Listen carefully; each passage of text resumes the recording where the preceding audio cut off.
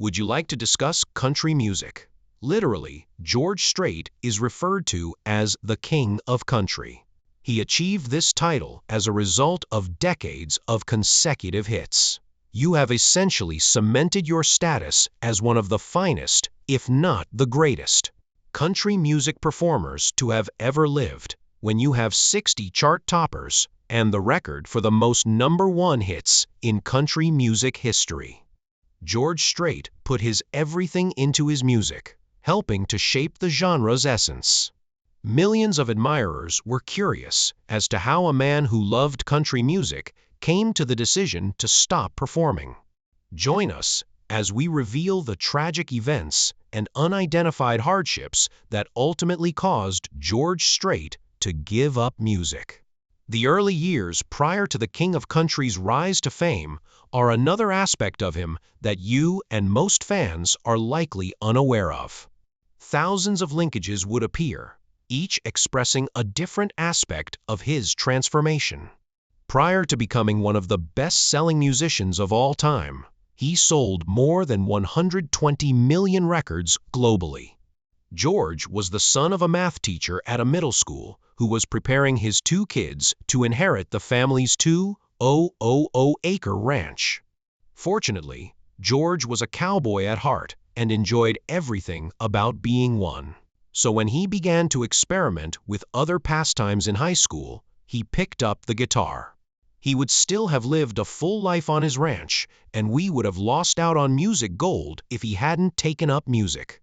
George had plans to join the Army in the early 1970s. He was also working on marrying Norma, who would later play a significant role in the success tale that was being written. At about the same time, George had gone to Pearl High School, where he had met Norma. He had the guts to ask her out, but there was no follow-up, and their first date was fruitless.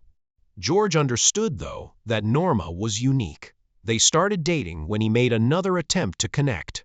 She was the first girl he ever fell in love with, he would later admit. George and Norma got married in Mexico while attending Southwest Texas State University in San Marcos to enlist in the Army. And to fulfill their family's demands, they staged a formal ceremony later in December of the following year. In Hawaii, they established a family and led a peaceful, stable life of service. He was fortunate to receive a snorts posting. George joked that he thought it was impossible to be stationed in Hawaii when asked where he wanted to be. He was shocked to learn that his request had been approved and that he had been transferred to the stunning Hawaiian Islands. After listening to an album by the renowned country music musician Merle Haggard while residing in Hawaii, George realized how deeply he was connected to music. The record, which paid homage to Western swing icon Bob Wills, was published in the early 1970s and was named a tribute to the best damn fiddle player in the world. George's passion for Bob Wills' music grew as a result of this tribute record, which also strengthened his own dedication to singing. He began his adventure by purchasing a songbook containing the compositions of the renowned Hank Williams and an inexpensive guitar. He was fortunate to have the cosmos waiting for him to take that crucial step. Coincidentally, around this time, his base commander made the decision to amuse the troops with a country band named Rambling Country, which was sponsored by the Army. George was chosen to be the lead singer after he offered everyone the opportunity to try out. It appeared like this was the beginning of something positive. Along with a successful career, George and Norma's first child was born in Hawaii. The young couple was blessed with their daughter, Jennifer. The difficulties of raising a child, however, compelled the new parents to move back to Texas, where George used the GI Bill to re-enter school and earn a degree in agriculture. It was obvious that George had planned to make ranching his full-time job in order to provide for his family. Nevertheless, he continued to support music and even went so far as to join a local group of his fellow college students. They joined together to establish the Ace in the Hole Band, which debuted at the Cheatham Street Warehouse in San Marcos, Texas, in October 1975. They soon established themselves as frequent performers at nearby venues, showcasing their blend of Western swing and classic country music. Despite their meager income, they continued to perform because they were honored to be able to perform authentic country music for a supportive audience. After gaining some notoriety, the band was able to record a number of tracks for a tiny indie label. However, even though this was a clear step in the right direction, it was also the first circumstance that nearly caused George to give up music. The band's recordings for the label didn't do well. In order to get additional cash, George had begun working on his family's ranch during the day. At the time, he and his wife were expecting their second kid, Bubba, so they were in dire need of it. Having two small children came with a lot of responsibilities, and George was in dire need of his music career to advance as soon as possible. But Nashville wouldn't take George when he brought his music to the country music capital. His voice was deemed too rural for the general public by the industry's opposition. Posh executives informed him that the world no longer wanted his musical approach and that traditional country music was over. After hearing that he had no future, George began to question his own skills and question if all of the time and energy he had invested in realizing his ambition had been in vain. The Nashville rejection had such an impact on George that he was considering giving up music. He informed the members of Ace in the Hole Music that he had been preparing to accept a full-time position with a Uvalde-based firm that created cow cages. George was prepared to move on. That is, until Norma refused. She understood that losing up on her husband's goal was killing him, since she had witnessed how he fared without music. She urged George to pursue his goal again because she knew how ardent he was about music. Before deciding, she advised him to give his dream another year. Fortunately, Norma provided her husband with all the assistance he required after he informed the Uvalde company that he would not be accepting the position. He continued to perform with his band and worked to regain Nashville's attention. George's friend E.R.V. Woolsey, who ran a pub where the Ace in the Hole played, was his only link to Nashville. Before starting his bar, Woolsey was employed by a major record label. He was the one who persuaded a few Nashville residents to travel to Texas to see George and his band perform. Despite acknowledging that they liked the music, they continued to believe that the popularity of the Western swing sound was insufficient to justify the effort. George was unfazed by the rejection. In an attempt to land a record deal, he made numerous trips to Nashville and was repeatedly turned down. At the time, record labels desired the polished pop country sound, Snorts. George had promised Norma he would give it a year, but the idea of quitting crept back into his thoughts. In February 1981, George eventually earned a record deal with MCA, a major label. According to the conditions of the deal, they would start with just one song, and if it was successful, they would consider recording an album and offer him a lengthier contract. In other words, music was a literal one-shot shot at stardom. That Snorts, George and his bandmate Ace released their song Unwound that same year. Unwound peaked at number 6 on Billboard magazine's Hot Country Songs chart. Additionally, based on the specifics of his MCA contract, his popularity led to a longer contract, which, Snorts, marked the beginning of his professional music career with the Ace in the Hole as his band. Their next single became a #1 hit the next year, and George never looked back. He has 5 consecutive #1 songs in the following 3. George appeared and completely upended the industry, acting as an unstoppable force. He had over 20 performances as the headlining act and over 1 million fans in attendance within 4 years of his debut. He released his first greatest hits album and earned the CMA Award for Best Male Vocalist in 1985. His album, Something Special, which featured the smash song The Chair, peaked at #1 that same year. The next year, George released his fourth #1 album and earned the CMA Vocalist of the Year award once more. Nevertheless, a tragedy occurred in this year, which caused him to temporarily give up music. On June 25, 1986, a horrible car accident south of San Marcos claimed the life of Jennifer, George's adolescent daughter. A group of friends, led by an older 18-year-old boy, had taken Jennifer out for the evening. Gregory Wilson Allen, an 18-year-old, wanted to show off by speeding in his Ford Mustang. Soon after, he took a tight turn at a high speed, pushing his luck too far. The vehicle overturned. Jennifer was flung from the car while she was seated in the front passenger seat without wearing a seatbelt. She passed away nearly immediately. The Strait family's loss was rendered much more devastating by the fact that the driver and the other passengers survived the collision. George and Norma were deeply affected by the tragedy, and like any parent, they undoubtedly couldn't comprehend why their daughter had been snatched away from them so quickly.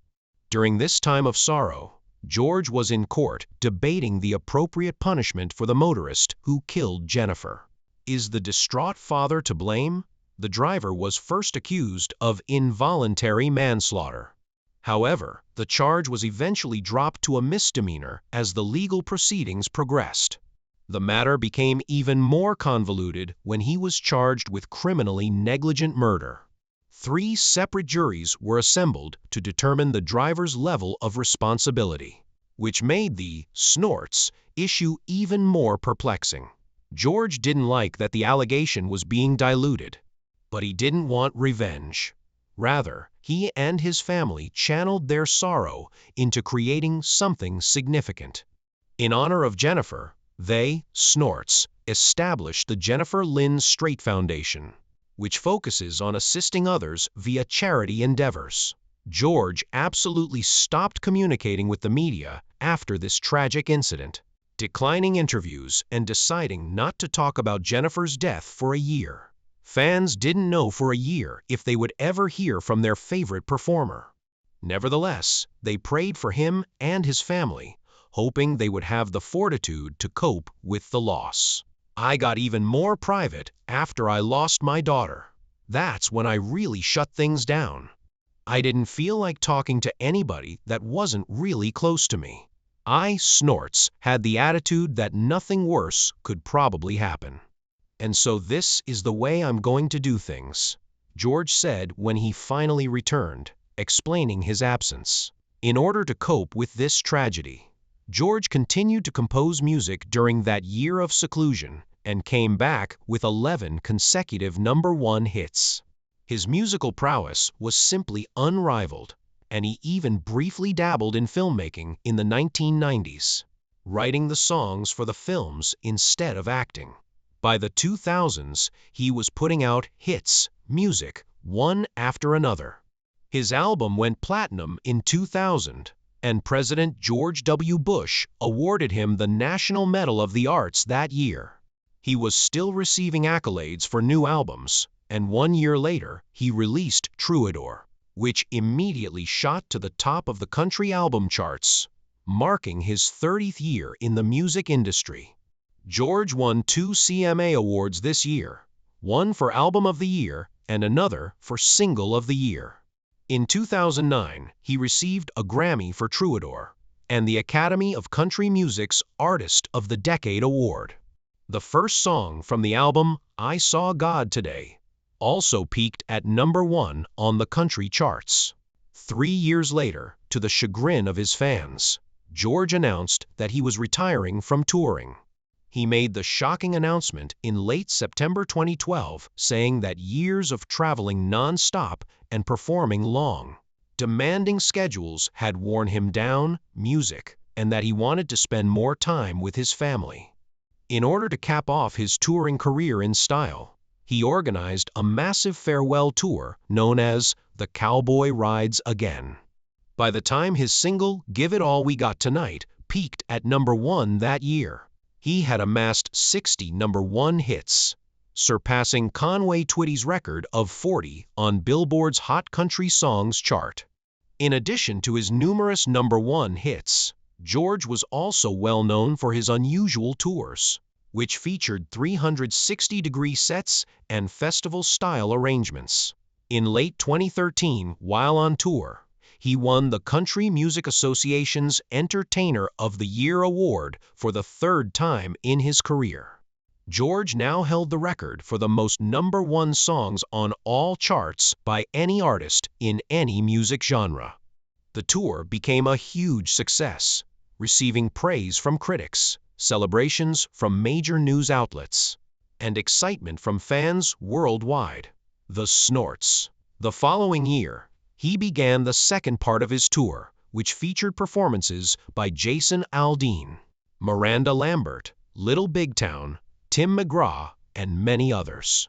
On June 7, in front of more than 100,000 fans, the artists all came together for the tour's final show in Arlington, Texas.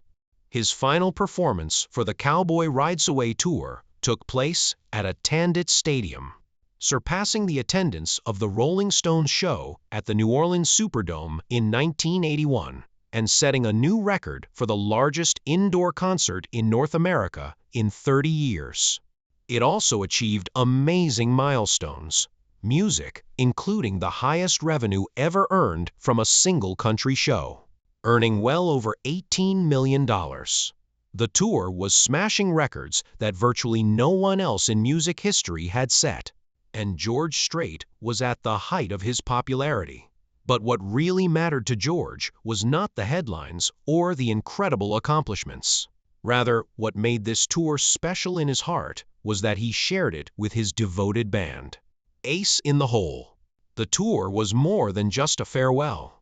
It was a celebration of a magnificent relationship and a tribute to those who supported him throughout it all. They had been together for more than 30 years, and greed and selfishness had not broken them.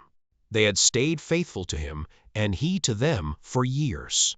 The Cowboy Rides Again tour was the ideal way to end George Strait's life on the road, but it also raised questions about whether the country music icon was really leaving it all behind. To be honest, there was no satisfactory response, because George didn't tour as he claimed, and he also stopped spending a lot of time in the recording studio. George's final musical release occurred in 2018 when he recorded a promotional song to promote a tequila brand he had invested in. If there was a true reason George gave up music, it was because of his age, his family, and the cowboy lifestyle he was unable to fully commit to because of music. One thing that fans adored about George was that he wasn't just a cowboy in his songs. He truly lived the cowboy life. As you are already aware, he was born and raised on his father's ranch. But some people were unaware that he spent a significant amount of time on his own ranch in South Texas, Music, where he raised steers, especially for the George Strait Team Roping Classic, a major team roping competition that he founded with his brother Buddy more than 20 years ago. George's son Bubba, who is also skilled at roping, excelled in high school rodeos and competed for Texas A&M University in rodeo, shares his love of the cowboy lifestyle with his father. George has stated proudly about his retirement, "I enjoy doing everything with my son." He also mentioned his grandchildren, who are still too young to participate in the lifestyle. Jillian Louise Strait, born 4 years later, and George Harvey Strait III, born in 2012. Harvey has joined his grandfather on stage as they sang George's song, God and Country Music, together at the Houston Rodeo Show. In fact, fans did wish for more songs from the gifted genius. George frequently talks about his grandchildren's love of music, mentioning that Harvey played drums and his sister Jillian sang fairly well. Later, at Game 6 of the 2022 World Series, He and his sister were present along with their mother and grandma Norma.